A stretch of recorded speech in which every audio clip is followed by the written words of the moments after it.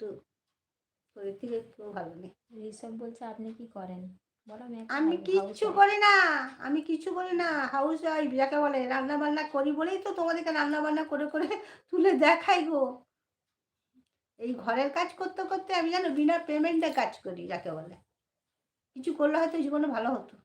কিছু পাই না গো, বিনা পেমেন্টে এদের বাড়িতে কাজ করি আমি। শুধু দুবেলা তিনবেলা খেতে দেয় আমার।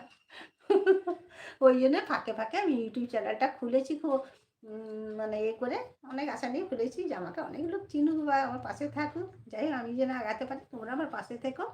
এখনও যারা ইউটিউব চ্যানেলটাকে আমার সাবস্ক্রাইব করোনি তারা পিসিমণি রান্নাঘরটাকে পারলে একটু সাবস্ক্রাইব করে নিও,